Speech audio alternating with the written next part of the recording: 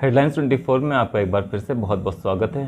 आज हम बात करने वाले हैं देश में की सत्ता पर काबिज भारतीय जनता पार्टी क्या अपने सहयोगियों के लिए क्या अभिशाप बनकर रह गई है।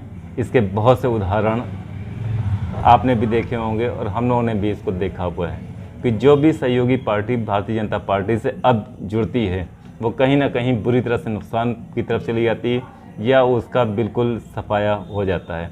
उसका सबसे पहले उदाहरण पंजाब की श्रोमणी अकाली दल, जो कि बीजेपी के साथ एक लंबे समय से उसका गठबंधन रहा, भारतीय जनता पार्टी के साथ जुड़ी रही, सरकार भी रही, लेकिन जैसे जैसे बीजेपी की करीबी बढ़ती गई श्रोमणी अकाली दल का वहाँ पर जनाधार ख़त्म हुआ और एक तरीके से वो पार्टी के ख़त्म होने की नौबत आ गई।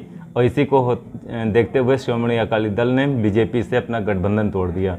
उस पार्टी की हालत ये हो गई कि आम आदमी पार्टी, जो कि एक विकल्प की पार्टी है, वो इस टाइम वहाँ पर सत्ता चला रही है। वहाँ पर भगवत मान आम आदमी पार्टी के मुख्यमंत्री हैं।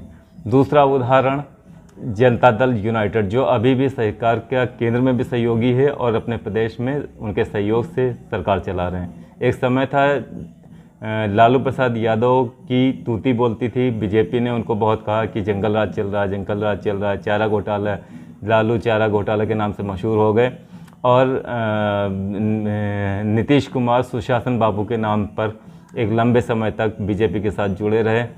और अब ये हालत हो गई है कि जो जेडीयू लगातार नीतीश कुमार उसके मुख्यमंत्री रहे और वो नंबर 1 से नंबर 2 भी नहीं बल्कि नंबर 3 की पार्टी हो गई, जो कि जनता दल लालू की पार्टी बिल्कुल ख़त्म की कगार पर हो गई थी, वो 1 नंबर पर चली गई।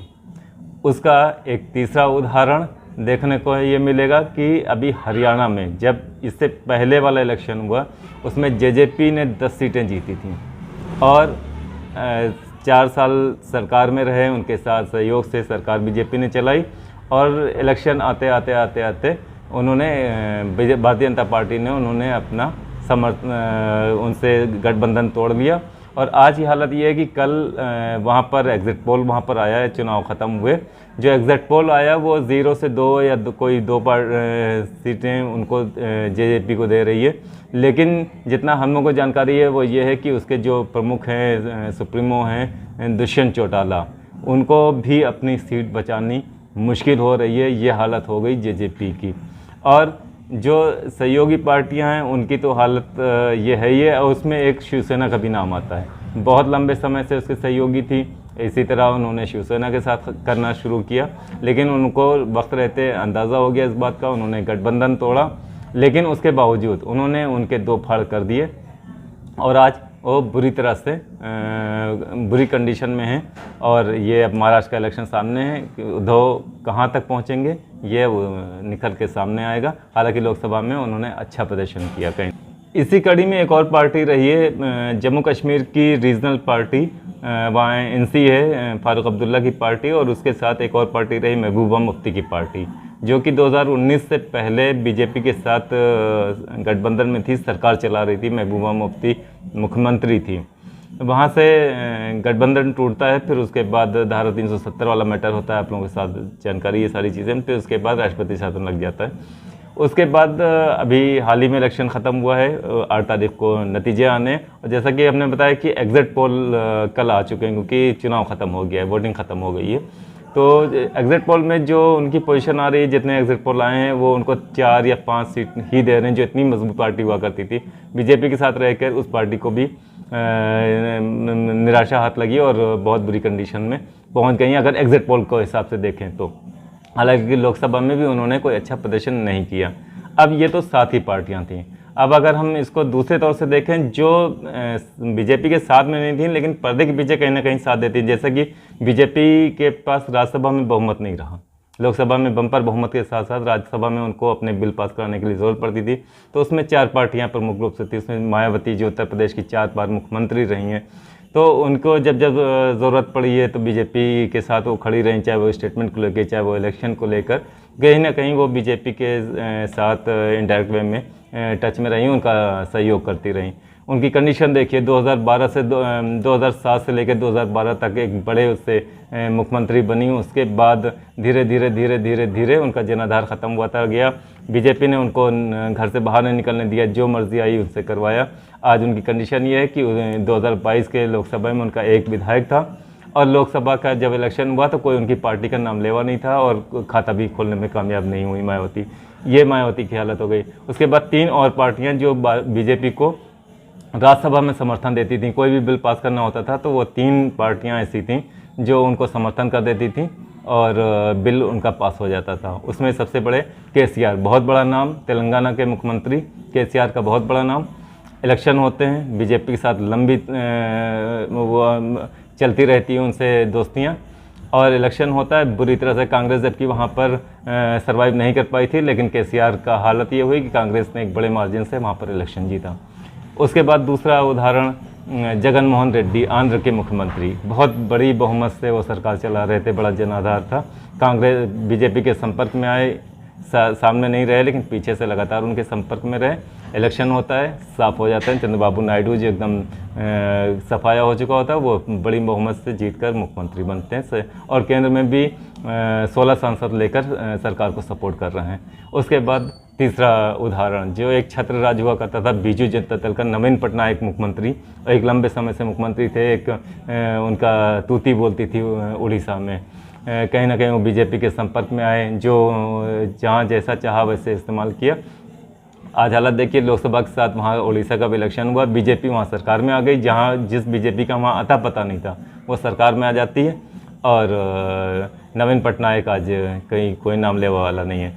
और उसी तरह अगर आप उनके विरोधियों को देखिए, जिस को नारा देकर आई थी भारतीय जनता पार्टी कि कांग्रेस मुक्त भारत, आज 2014 में कांग्रेस मुक्त एक तरीके से हो गया था, वो 44 पे कांग्रेस अटक गई थी। फिर 19 का इलेक्शन होता है, फिर वो 8-10 सीटें जीत करके 54-55 सीटें जीत करके वहीं के वहीं रहती है। लेकिन 24 का इलेक्शन आता है, जिसको वो भ्रष्टाचारी और हर चीज़ की फसाद की जड़ कांग्रेस को कहते हैं, वो 99 सीटें लेकर आती है। हालांकि हम इसको 100 के पार कहेंगे, क्योंकि उसमें पप्पू यादव का नाम है, और महाराष्ट्र के एक और MP हैं, जैसे इलेक्शन खत्म होता है वो सोनिया गांधी के पास जाकर अपना पत्र दे के समर्थन देते हैं।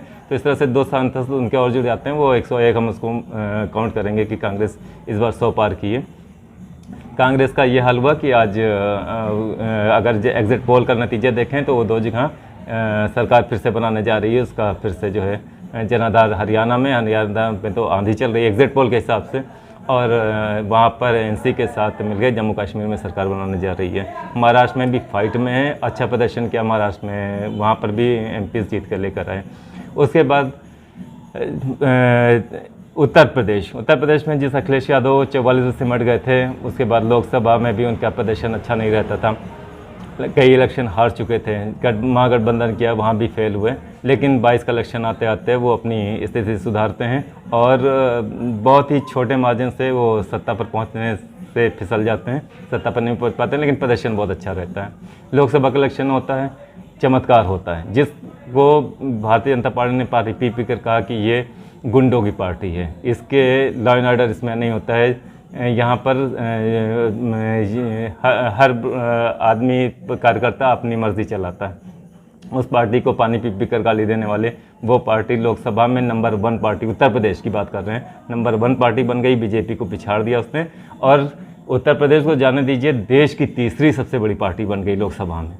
तो ये विरोधियों का हाल है। और उसके बाद एक और पार्टी का हम नाम लेंगे जो उनके विरोध में रहीं, ममता बनर्जी। 2016 के इलेक्शन में बीजेपी ने वहाँ बहुत अच्छा प्रदर्शन किया, 75 सीटें लगभग जीतने में कामयाब हो गई थी। 21 का इलेक्शन होता है तो वहाँ पर वो काफ़ी सीटें गंवाती है, बहुत पीछे रह जाती है। और जब 24 का लोकसभा इलेक्शन होता है तो जो बीजेपी वहाँ पर 18 सीटें जीती थी, और उसमें बहुत सी सीटें उसको गंवानी पड़ जाती हैं। ममता और भारतीय जनता पार्टी का 36 का आंकड़ा सबके सामने है। तो अब देखने वाली बात यह है, फिर उसके बाद अब महाराष्ट्र इलेक्शन है।